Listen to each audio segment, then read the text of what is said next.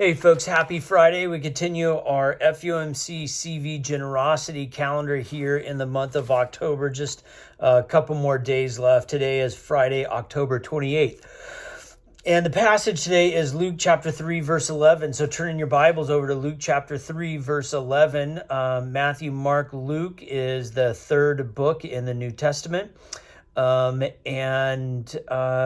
have shared with you before that Luke has an interesting kind of history and writing. The book of Luke was written to a community that was up and around the area of Antioch, Paul's home along the sea. It's a port city. There's all kinds of people and things that come through this place. It's very different than the enclave of Jerusalem, or very different than the sort of rural villages around Galilee. It's a metropolitan, in those days, metropolitan kind of city. Lots of people, lots of money, lots of goods, lots of everything that comes through.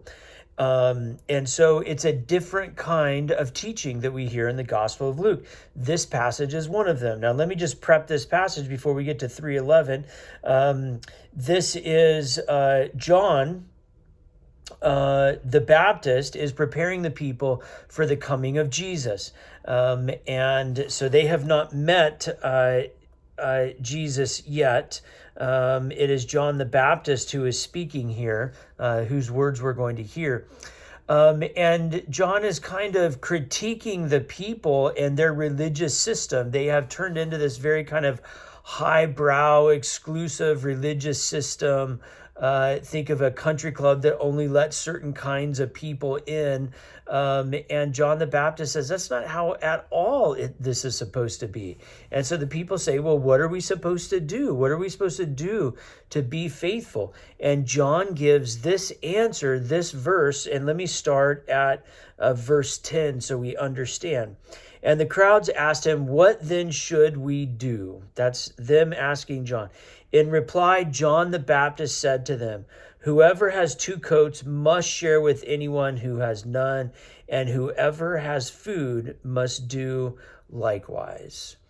And so they're asking what it means to be faithful. And in their tradition, it would have had to do with praying in certain ways and attending temple in certain ways, and restraining from working on the Sabbath and not eating certain kinds of foods and not being in relationship to certain kinds of people. And John totally turns that around and really says, if you want to be close to God, it's generosity.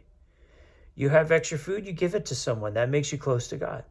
You have extra money, you give it to someone. That makes you close to God. You have an extra coat, you give it to someone. That the generosity is the driver that takes us close to God. Now, there's lots of things that we could say are the drivers that take us close to God.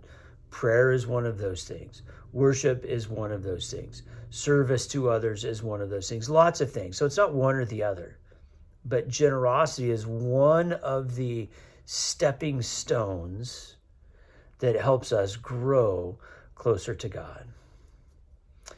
And so if for no other reason than to grow closer to God, practice generosity. God bless. Have a great day.